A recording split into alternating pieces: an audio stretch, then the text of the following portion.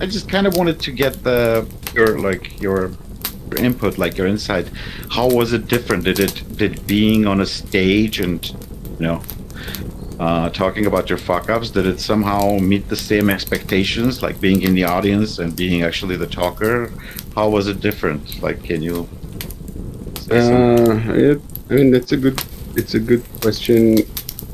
Um, I mean, in general, obviously, when I give talks, I know like the subject matter and I know what I'm talking about, right? And when I attend the talk, um, I'm learning new things, and I don't know, what the speaker is talking about before the talk. Um, and I mean, I do like to attend talks, and like I said, I've been to a few of those fuck up nights in Tel Aviv, and some of these talks are more interesting, and some of these talks are less interesting. Um, Particularly in this one that we had in VR, the speakers were interesting, and like the subjects were interesting. Sometimes the speakers are not that interesting. For me, I sort of like I gave a talk similar to this in length, a shorter version of that one. So I gave this talk before, and also I gave the talk in person to people and in VR. That's like the second time I'm doing this stuff here in VR. So yeah, it's an interesting experience. I'm kind of already, I know the ropes. It's not something like brand new for me. I mean, specifically this talk at Fuck Up Nights was not something that was very new to me, but it's to like a different audience and in a different setting, so it was a nice experience overall. Yeah, it was a great experience for us too. I think I lost the megaphone again. Oh, because you're muted. I tried to mute myself, so I'm not. No, I don't have any noises, but we can cut this out if we wanted to. All right. Yeah, there you go. Oh, okay. Yeah. And yeah, another thing I wanted to ask, you still kind of go, I understand, like you were used to it, and this is something, looks like, yeah, you looked, you like you were a pro in this, like looks like you had a lot of, you did a lot of reflection before about, on all these different topics, but somehow, is there like a new kind of a thing? Because every time I have to say, like, and then you kind of go back, it's like, is this worth telling? Is this not worth telling? You kind of go through this other thing, and then you, how should I say it? You kind of reevaluate, I guess, reevaluate the things that you were thinking that are a mistake, and somehow, maybe a day ago you were thinking it was a mistake and it was a fuck up, and now maybe it's not that much of a fuck up because hey, I gained this. I mean, it was there. This kind of a moment. I mean, for me personally, my entire career is sort of like I keep joking about the fact that like it's just a series of fuck ups. I've made so many things, and other than the fact that most of them are complete financial catastrophes. I've seen I've peers and colleagues and people who worked with me in my project, and then they went on and did other things and like became huge success stories.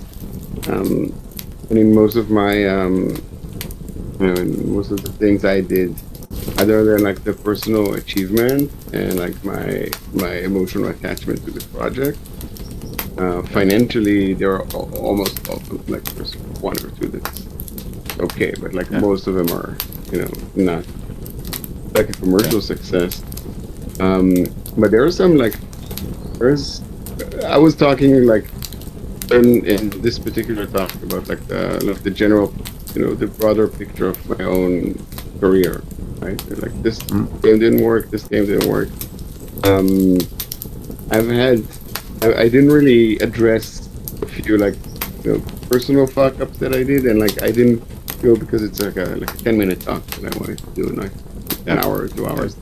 Now when I go in deeper, I sometimes go each one of these things that I worked on is its own complete case study, right? So I Hmm. can drill down and like talk about specifics and like, okay, I did this thing wrong and I did this thing wrong and I did this thing wrong, and these are all things you can learn from, right? Um, like Absolutely. choosing your partner, like Simon's talk, he was talking about not working with Harvey Weinstein. I had a similar situation with like a partner that I knew beforehand where I'm going um into business with him, that he's like a bad person, that I should not go into business. And I knew this, and I went to my investors and I told them, hey, you know what? Like we're taking like a huge risk with this, and my investors say, but you know what? The reward is worth it, so I'm willing to bet my money on this. And ended up not getting the deal, um, but at least I was like clear and upfront about taking the risk with it.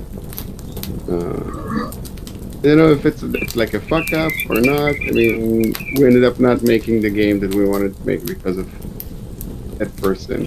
And he ended up screwing like a bunch of other developers who later came up to me and said, "Oh, you got screwed by that guy. I got screwed by that guy." Yeah, yeah, I can relate to that Yeah. one. Yes, yeah, yeah. Yeah, interesting. So, Well, another thing I wanted to ask you, kind of pick your brain a little bit. You've been in gaming industry, making games and stuff for 20 years. You said. How long have you been in VR? Wow, too right. I think I'm one of the first contributors to the original Oculus Kickstarter campaign. That was in 2000 and I think 10, or 11. I don't remember when they had the campaign in it. So I had my first Oculus when they were done with their campaign. I think it's 2013, 14. And I've been using VR ever since. Um, like the first time I got my first Oculus developer kit 1DK1, I started like making stuff for VR. Um, and I'm very, just very fascinated by this like platform and like the way we interact, and how we like meet people from across the globe, and it feels like we're like here next to each other having a conversation, right? So, and also there's like some stuff you can do in VR that you can't really do in reality, or like in 2D games. You change like spatial stuff or um, stuff like that. So I'm very excited in VR, and I've not yet released any VR games to have failed in releasing a VR game. I just made a bunch of prototypes that never got funding.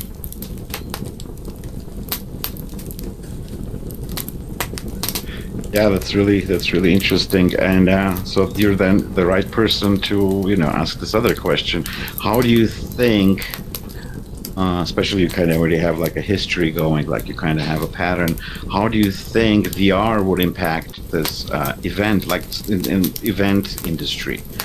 Is this going anywhere? Is this going anywhere excited, or is it gonna kind of stay the same as what we're I doing? We're just think gonna try to mimic real events.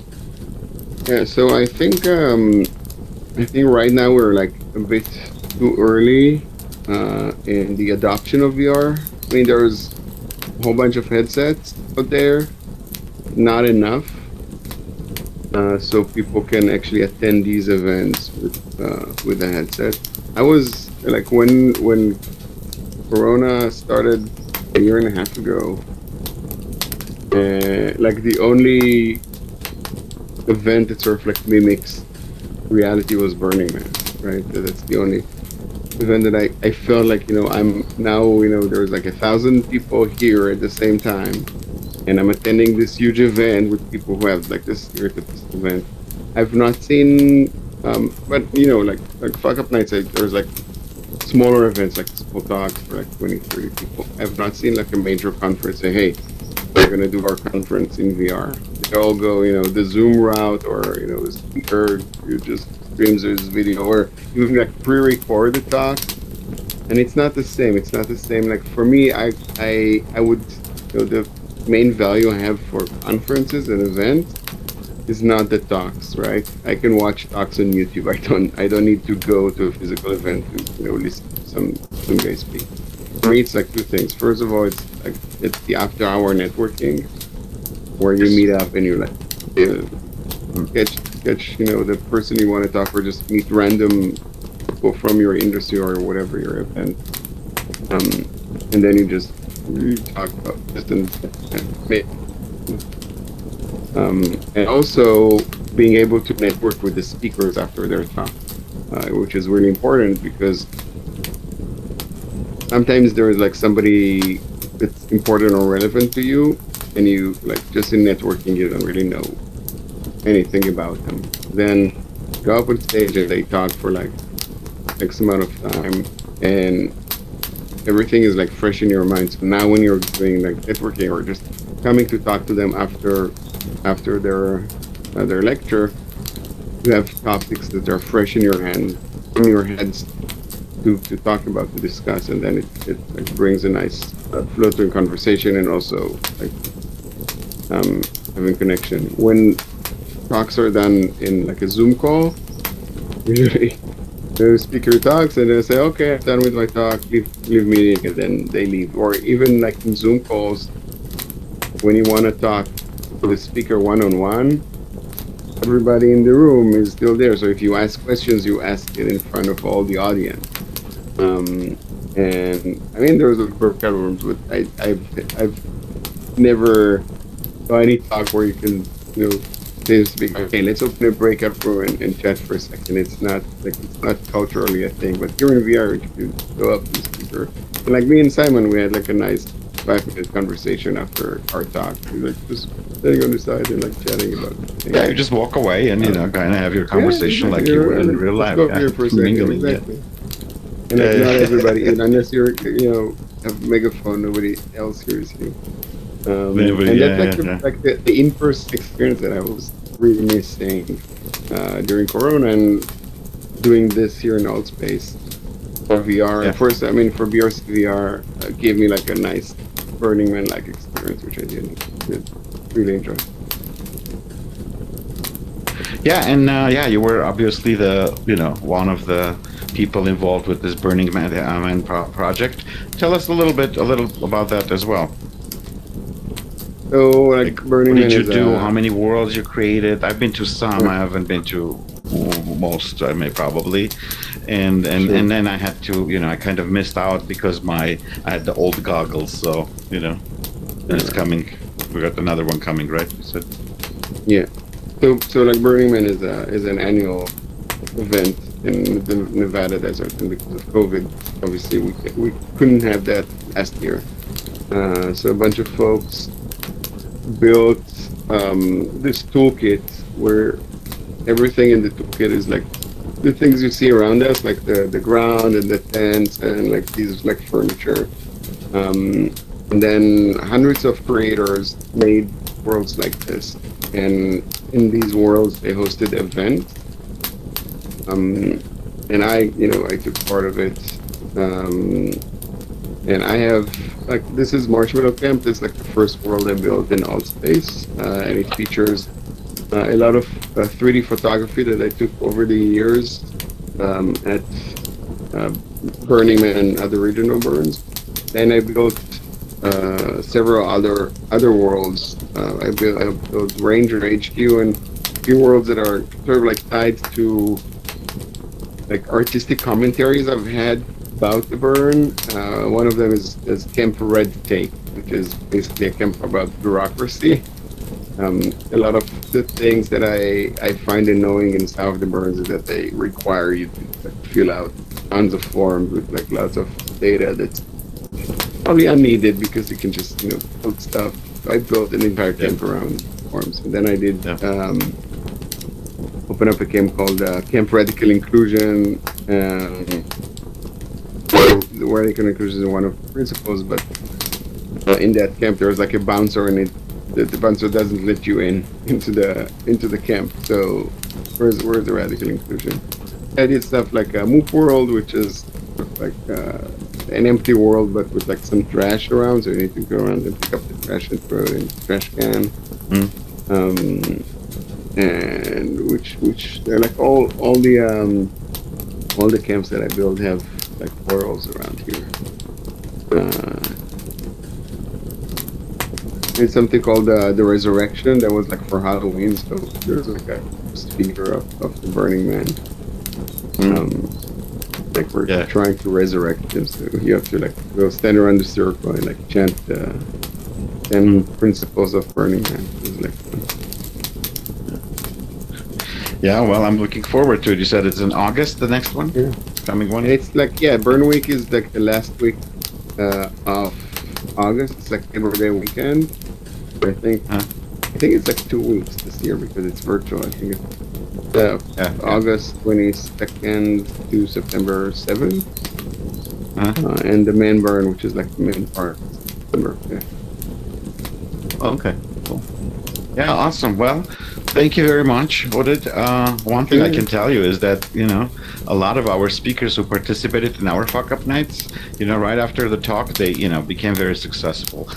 One of the people, got this major startup, just like really kicked in. They, I don't know, got 5 million invested, and now they're getting 100 million investor. Some of the people get like really good positions and jobs. So I really hope you some really good success, and along you can have some fuck ups too, because we'd love to have you come and talk to us one more time. So, but yeah, Sure. I mean, I wish you all the success and all the health and everything to your loved ones and your family. Thank you very much. All right. Thank you.